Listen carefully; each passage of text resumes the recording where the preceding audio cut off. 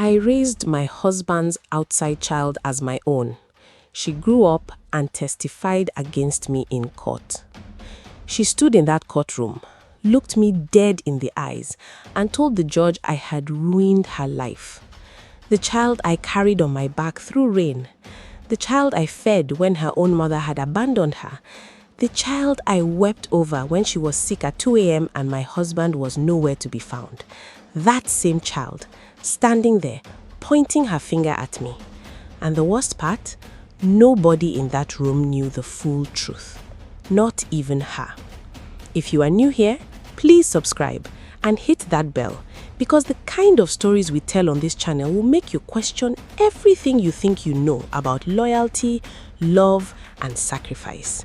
Now, let me tell you exactly what happened. My name is Ijeoma. I was born the third daughter of a palm oil trader in Nnewi, a town where everyone knows your business before you do, and where a woman's worth is measured by how much she can endure without complaining. My mother always said, Ijeoma, the woman who suffers quietly is the woman who is remembered with respect. I swallowed those words like bitter kola. I made them my religion. And for 22 years, that belief drove every single decision I made, including the one that nearly destroyed me. I married Chukwuebuka Okonkwo in 1998. He was not the most handsome man I had ever seen. He was not the richest. But he had this way of speaking, slow, deliberate, like every word he said had been carefully chosen, that made you feel seen. He looked at me and I felt like the most important woman in all Anambra State. My father liked him. My mother warned me. She said, Ijeoma, that man has kind eyes but quiet secrets. I did not listen. We settled in Onitsha. Ebuka worked in the timber trade. I taught primary school. Life was not extravagant, but it was warm, and in the early years it was enough. We had a son together, Tobina, born in 2000, a beautiful, loud, brilliant boy who looked exactly like his father and argued like he had been born a lawyer. We were, by every measure the outside world could see, a complete family. Then, in 2003, everything shifted. It started with a phone call I was not supposed to hear.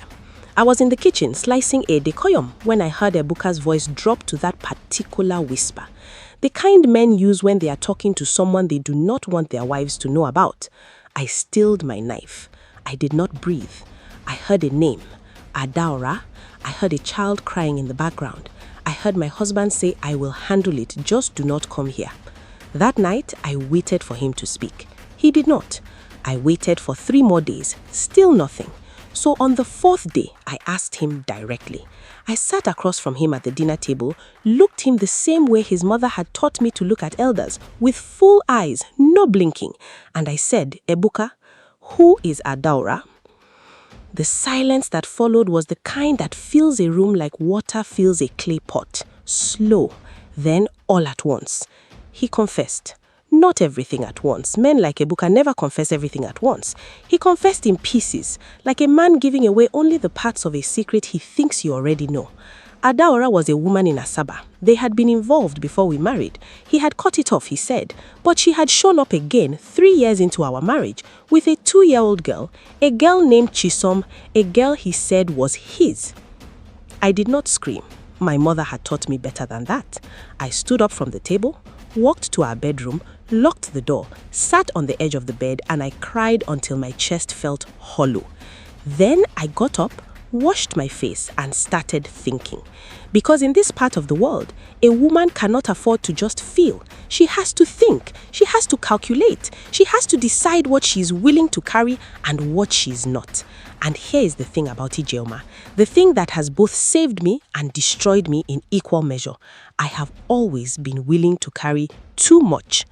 I told Ebuka 3 things. 1, I would not leave. 2, that child was not coming into my house. 3, he needed to take responsibility for her from a distance. He agreed. He cried. He begged. He was the most pitiful, convincing, remorseful man you have ever seen in your life. And I believed him. God forgive me, I believed every tear. For 2 years, things were quiet. Adaora took the child money and stayed away. Tobina grew. I taught my classes. Ebuka's business expanded. We bought land. We were rebuilding. I had almost convinced myself that the storm had passed. Then, in 2005, Adaora died. She died from a complication during a surgery, a fibroid operation that went wrong at a government hospital in Asaba, with no blood, no light, and doctors who were on strike rotation. She died on a Tuesday morning. By Wednesday afternoon, Ebuka came home with a 4-year-old girl in a red dress standing at our gate, holding a plastic bag with 3 pieces of clothing inside, staring at me with eyes that looked exactly like my husband's. Chisom. He did not ask me. That is the part that still sits in my chest like a stone. He did not sit me down. He did not negotiate. He simply arrived with the child, set the plastic bag down and said, "Ijoma, she has nowhere to go." And then he looked at me with those same slow, deliberate eyes that had made me feel seen in 1998. And I understood that this was not a request, this was a presentation of facts. A part of me, the part my mother raised, the part that had been told since childhood that a woman's grace is measured by what she accepts, that part simply opened the door.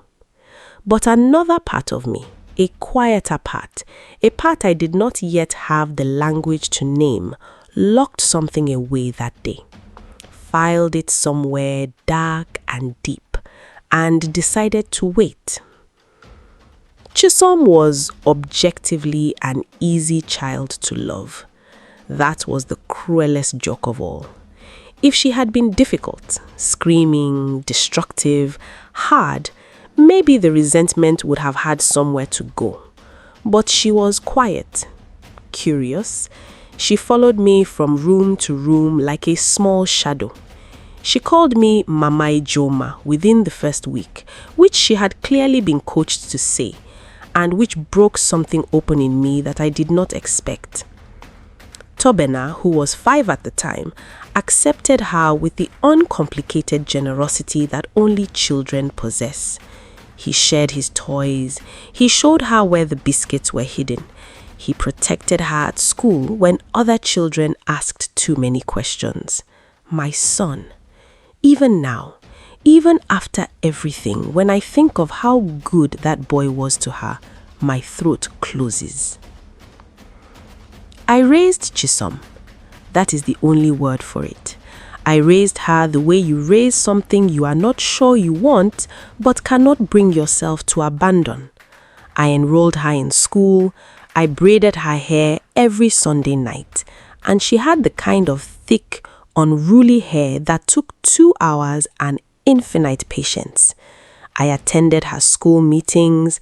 I stayed up with her through malaria fevers, through nightmares, through the time in JSS 1 when girls at her school started mocking her because someone's mother had spread the rumor that she was the outside child.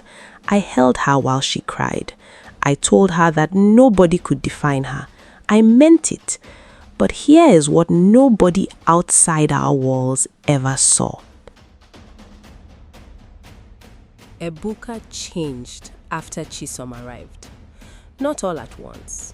Gradually, the way a house develops cracks, you do not notice each one, but one day you look up and the entire ceiling is fractured. He became less present, more distracted.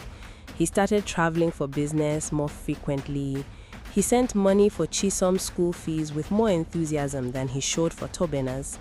And sometimes, not always, but sometimes, he would look at Chisom with a tenderness so naked and unguarded that I would have to leave the room because I could not trust what my face would do. He loved that child in a way that was different from how he loved Tobena. Not more, but differently, with a kind of desperate, guilty love that men carry when they know a child is proof of their worst choices. He overcompensated with Chisom in the way men do when they are trying to silence their conscience rather than correct their character. And Chisom, sweet, sharp, observant Chisom, felt it. Children always feel it. By the time she was 12, something had begun to shift between us. I cannot point to one moment. It was like a tide moving out. She was still respectful, still called me Mama Ijoma, but there was a new distance in her eyes when she looked at me, and I did not understand where it had come from. In 2014, when Chisom was 13, her father's sister, his elder sister Ngozi, a woman who had never hidden her opinion that Ebuka had dishonored the family by bringing an outside child into his matrimonial home, sat Chisom down during a family visit to the village and told her everything. Not kindly, not carefully. She told her that I had resisted taking her in, that I only agreed out of pressure, that I always treated her less than Tobena, that I was not her real mother and never would be. I did not know this conversation had happened until 3 months later when I found Chisom sitting on the floor of her room at midnight, staring at nothing, and she looked up at me with eyes that had aged 10 years and said, "Did you ever want me here?" That question broke me open in a way I had never been broken before, because the honest answer was complicated, and I was not prepared to be honest in that moment. I was only prepared to comfort. So I said, "Of course I wanted you here. You are my daughter." And I held her, and she cried, and I thought it was over. It was not over. It was in fact the beginning of something much worse. Subscribe if you have not already, because this story is about to take a turn that I promise you did not see coming. And once it turns, it does not stop.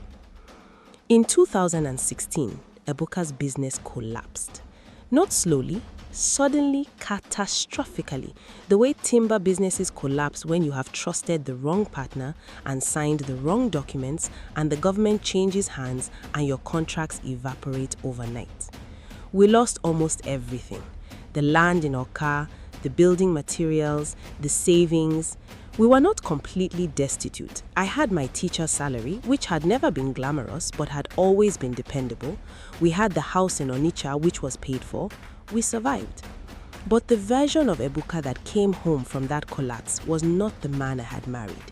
He drank more, he became irritable, he started making decisions without consulting me, reckless decisions, desperate ones, the decisions of a man trying to recover his pride with whatever tools were left. And in 2017, he made the worst decision of all. He borrowed 2 million naira from a man named Sylvester Eze, a man I had never met, a man whose name I first heard when the debt collectors came to our gate at 6 in the morning while I was frying akara for the children's breakfast. I will not spend too much time on this because this is not Ebuka's story. It is mine and Chisom's. What matters is that by 2018, Ebuka was gone. Not dead, just gone. He packed a bag one evening while I was at school, left a letter on the dining table that said he was going to sort things out, and I never saw him again as a husband. There were calls at first, then fewer calls, then none. He had, in the most Nigerian way possible, simply disappeared from the consequences of his own life. Tobena was 18. He was in his first year at the University of Nigeria in Nsukka. He was, thank God, safe and housed in the hostel and burning with the kind of righteous fury that young men burn with when their fathers abandon them. He called me every week. He sent his allowance back to me 3 times, even when I told him not to. My son. Chisom was 17. She was writing her WAEC. She was living in my house. She was, by every legal and social measure, my dependent. And she was, by that point, barely speaking to me. I don't fully understand even now what Ngozi had planted in that girl's mind over the years. I know there were WhatsApp messages because I saw them once by accident. Ngozi sending Chisom articles about women who raise children to serve their own agenda and stepchildren and the trauma of conditional love. I know Chisom had started calling Ngozi more than she called me when she had problems. I know that by the time her father left, Chisom had been quietly, methodically repositioned in her own mind from my daughter to my ward, from someone I loved to someone I had merely tolerated. I kept feeding her. I kept paying her school fees. I kept braiding her hair, though she had started doing it herself by then, and only let me when she needed sections she could not reach. I kept showing up. Because what else do you do? What else can a woman do when the child she raised has decided, based on information she received from someone who was never in the room, that the woman who raised her did so without love? Chisom passed her WAEC. She got into University of Benin to study law. I paid her first-year fees. I sold my mother's gold earrings to do that. I did not tell her that. I just wanted her to go. I wanted her to go and become something, and maybe someday, from a distance and with the perspective that only time can give, understand what I had done for her. She went. She called less. She came home for holidays, but the house was different now, without Ebuka, without Tobena's constant noise, just the two of us circling each other in rooms that were too quiet. She was polite, formally polite, the way you are polite to someone you owe a debt you resent. Then, in her third year, 2021, something happened that I did not learn about until much later. Ebuka resurfaced. Not to me, to Chisom. He reached out to her through a Facebook message, of all things, and they began talking. He told her things. I do not know everything he told her, but I know some of it because Chisom eventually told me during the court case, piece by piece, the way the truth always comes out, too late and in fragments.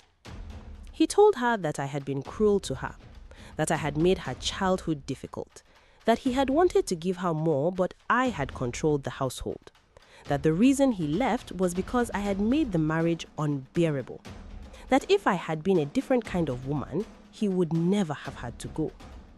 He turned her into the repository of his guilt. He rewrote 20 years of history and handed the new version to a 20-year-old girl who had grown up already half convinced by her aunt that the woman who raised her did so without love. And Chisom, who was brilliant and passionate and had spent 3 years studying how to build cases from evidence, began to build one against me. I did not know any of this. In 2022, I was focused on something else entirely. I was focused on a land dispute. When Ebuka disappeared, his family, led inevitably by Ngozi, had begun making noise about the house in Onitsha. Their argument, presented through a letter from a lawyer I had never heard of, was that the house had been built on land that was originally registered in Ebuka's father's name, and since Ebuka was absent, the property should revert to the Okonkwo family pending his return. They were, in plain language, trying to take my house. I hired a lawyer, a woman named Barrister Uchenna Okeke, who was sharp and unhurried, and who looked at their letter and said, "This is a fishing expedition, but we need to respond before they turn it into something more." I responded. They escalated. What had started as a letter became a formal claim filed at the High Court in Onitsha. I was not afraid. I had documents. I had receipts. I had the original deed of purchase signed by Ebuka and witnessed by our former landlord. I had the certificate of occupancy. I had everything. I told Barrister Uchenna, "I have everything. We cannot lose this." She looked at me in a way I did not fully understand at the time and said, "The documents are solid, Ijelma, but court cases are not just about documents." She was right. The hearing was scheduled for March 2023. I prepared. I gathered my files. I organized my witnesses, our neighbor, Chief Okafor, who had lived on that street since 1995 and remembered us moving in, our former landlord who signed as witness on the purchase, a bank official who could verify the payment trail. I was ready. I was calm. I had truth on my side, and I had always been taught that truth eventually wins. On the day of the hearing, I walked into that courtroom composed. I sat beside Barrister Uchenna and I watched the Okonkwo family file in with their lawyer. Ngozi was there, 3 of Ebuka's brothers, some cousins I recognized and some I had never seen. And then, at the very end of their procession, wearing a dark blazer and carrying a folder, walking with the quiet confidence of a law student who had been preparing for the case she had been preparing for, Chisom walked in and sat on their side of the room. I do not have words for what happened inside me in that moment. It was not anger, not immediately. It was something older and quieter than anger. It was recognition. The recognition that something you feared without knowing you feared it had finally arrived. The recognition that the distance between you and a person you love has become a gulf, and that they are now on the other side, and they have brought a folder. Barrister Uchenna touched my arm. She had not known. "Is that," she started to say. "Yes," I said.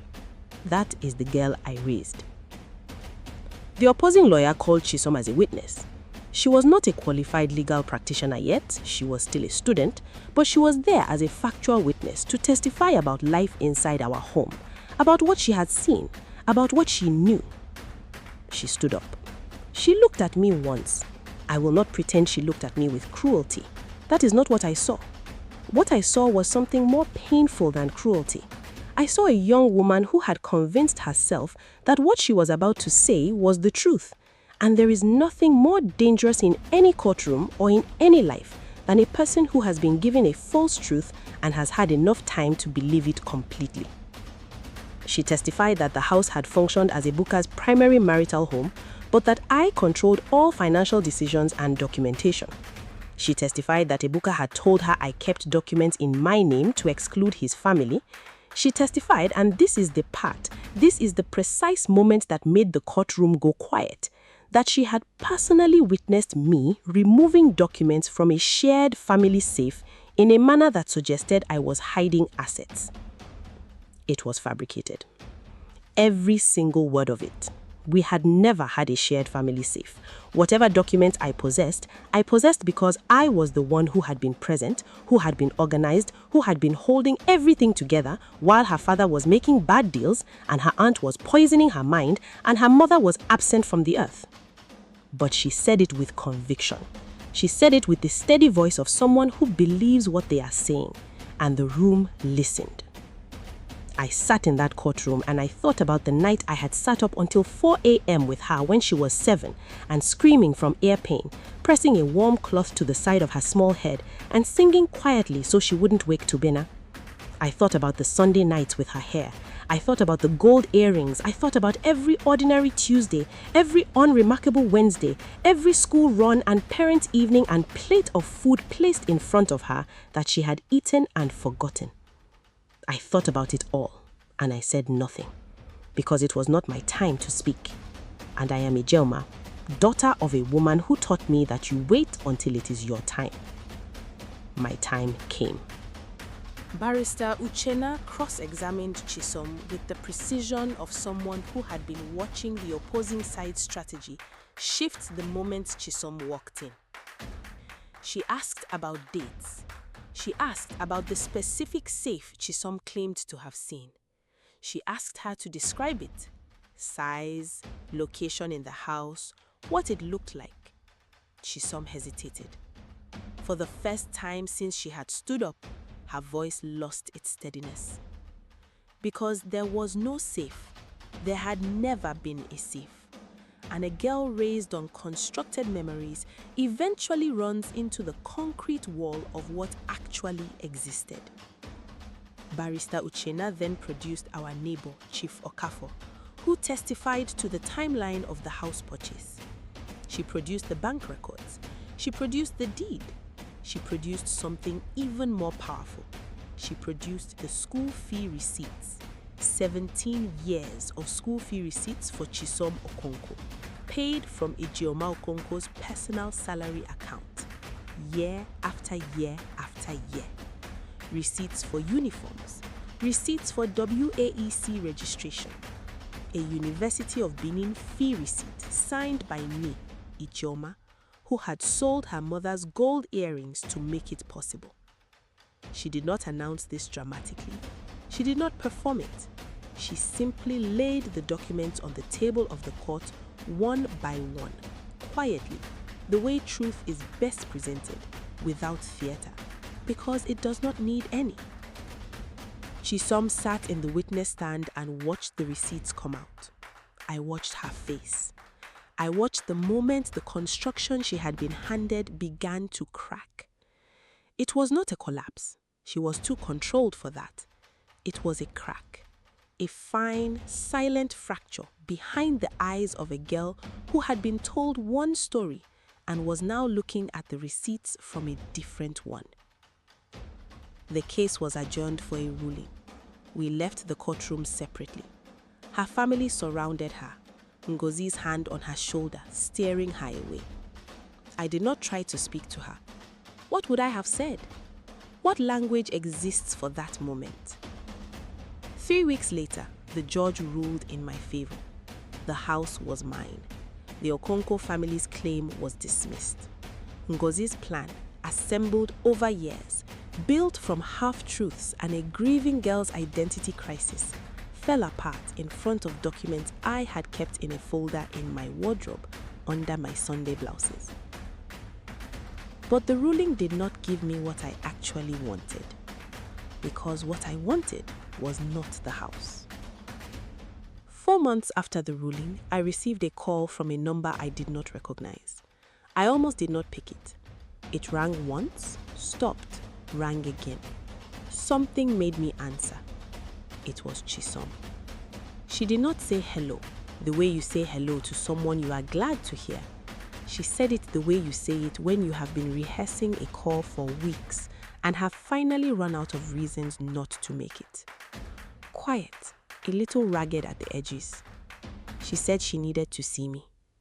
I said I would meet her wherever she was comfortable. She came to the house in Onitsha, the house she had helped try to take from me, and she sat in the living room where she had done her homework for 12 years, and she looked at the walls, and she looked at the floor, and finally she looked at me. She said, "I think I was wrong." She did not say it easily. Nothing that matters is ever said easily. She told me about the Facebook messages from her father. She told me what Ngozi had told her when she was 13, the conversation I had not known about for years. She told me that in law school, she had been trained to build arguments from evidence, and that at some point, the training turned on her constructed beliefs about me and started asking, where is the evidence? Where is the actual evidence for what you believe this woman is? And when she went looking, she said, the evidence she found was me. Receipts, reports, records of presence, the testimonies of people who had seen me show up for her year after year without fanfare. Our old neighbor's wife who remembered me carrying Chisom on my back to the clinic when she was 5. Her primary school teacher who still lived down the road and who had told her when Chisom went looking for people to build a case against me that her teacher, the woman I had been before Chisom arrived, had been the first person to run and buy school supplies for Chisom when she enrolled. The case she had gone looking to build against me had collapsed under the weight of evidence that pointed in the opposite direction. And then there were the receipts. The school fee receipts in the courtroom. 17 years of them. She had stared at them during the session and she had thought about the year her father's business collapsed, 2016. She was 15. She had asked me if she would have to drop out of school and I had told her no. She had not asked me why. She had not thought to ask me why. Because when you have been told that someone's care for you is conditional and performed, you do not ask why they continue to pay for things. You simply accept it and find other reasons. Sitting across from me in that living room, she said she was sorry. She said it 3 times in 3 different ways, and I understood that she was not just apologizing to me, but to herself, for the version of her childhood she had allowed to be replaced with a story that fit someone else's agenda. I did not tell her I forgave her immediately. I am Ijeoma. I do not perform emotions I am not yet finished feeling. I told her that I needed time, that what happened in that courtroom had cost me something I could not easily name. Not the legal fees, though those were real, not the stress, something more interior, something to do with the specific wound of being testified against by someone you carried. I told her this honestly. I told her that I loved her in the imperfect, complicated way that all love is when it is forced to exist alongside grief and betrayal and exhaustion. I had loved her without the luxury of choosing to. And I thought she should know that that kind of love, the love that exists not because everything is easy, but because you keep showing up anyway, is not lesser love. It may in fact be the most honest kind. She cried. The way you cry when you are old enough to understand what you lost while you were looking the wrong way. I cried too. The way you cry when something you locked away a long time ago finally finds the key.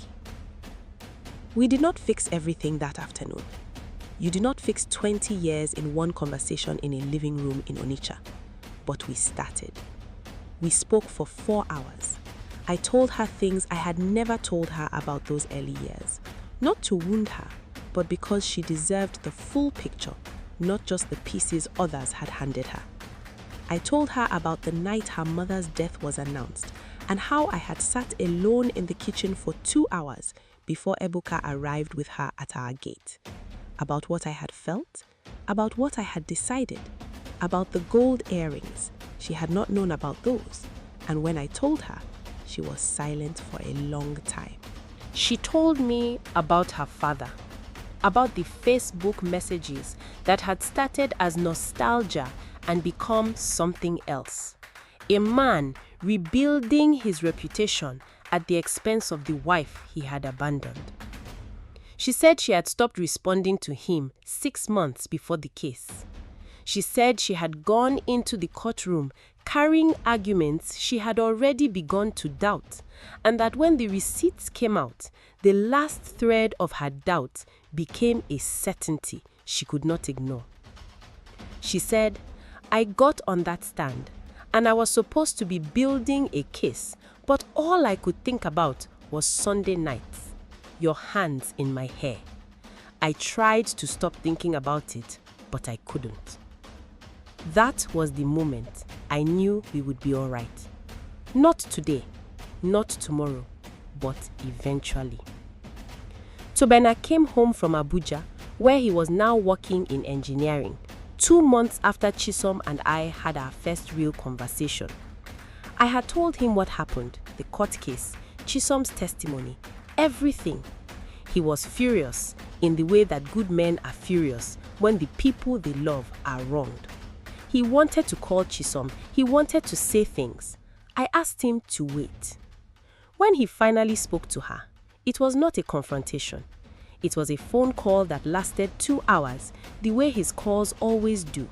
And at the end of it, he came and found me in the kitchen and said, Smoma, she's broken, but she knows. She knows. That was enough for now. There is an Igbo proverb that says, Obonye wetera oji, wetera andu. It is the one who brings kola that brings life.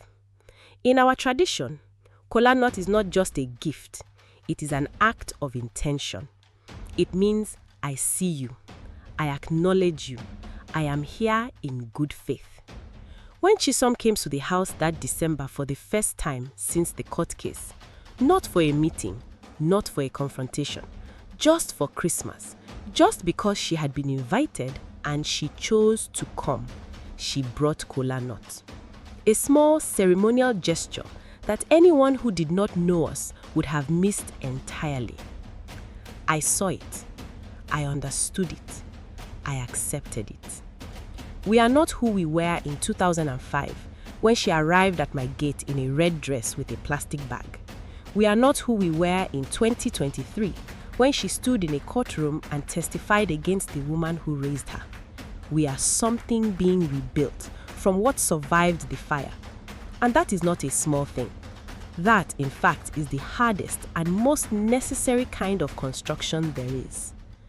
My husband is still gone. I do not know where Ebuka is. I stopped looking. Some people exist in your life as lessons, and the lesson is not always comfortable to acknowledge that love by itself is not enough to anchor someone who has decided to drift. That a man can be charming and deliberate and still choose when it costs too much to simply disappear. I do not hate him. Hatred requires an investment of energy that I have redirected elsewhere, toward my son, toward the school where I still teach, toward the slow, careful reconstruction of my relationship with a girl who is no longer a girl and never really was mine to keep. Chisom is in her final year of law school. She called me last month to tell me she had been selected for an award for academic excellence. She called me first, before anyone else. I did not make a big thing about it because she's private and because I have learnt, 20 years too late, but still, that the greatest gift you can give a person who has been uncertain of your love is to simply receive their joy without performance. I said, "That is wonderful. I am proud of you." She said, "Thank you, Mama Ijoma." We hung up, and I sat in my living room in Onitsha, in the house that is mine, in the life I refuse to let anyone take from me, and I felt something settle. Not joy exactly, something older than joy, something like the particular peace that comes from not things being resolved, but from finally being honest, from finally being seen. Not by the courtroom, not by a buka, not even by Chisom in the early years, but by yourself.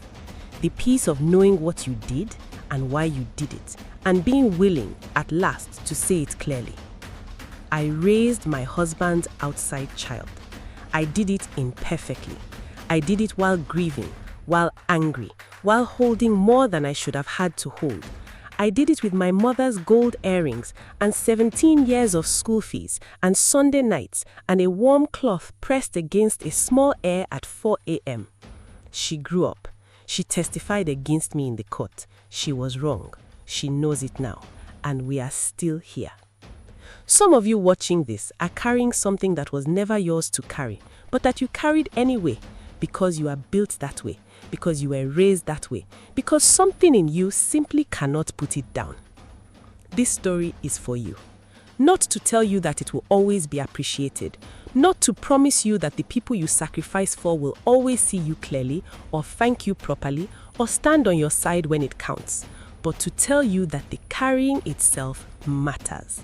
That what you do in the ordinary Tuesday moments, the unremarkable Wednesdays, the 4 a.m. moments when nobody is watching, that is the substance of a life. That is what stays when everything else falls away. If this story moved you, if it made you feel something or think about someone in your own life, please subscribe and share this with someone who needs to hear it. Because there are women like Ijoma in every family, in every compound, in every neighborhood in this country. Women holding everything together with both hands while the world debates whether they deserve to be seen. They deserve to be seen. This channel exists to see them. Stay with us. There are more stories to tell.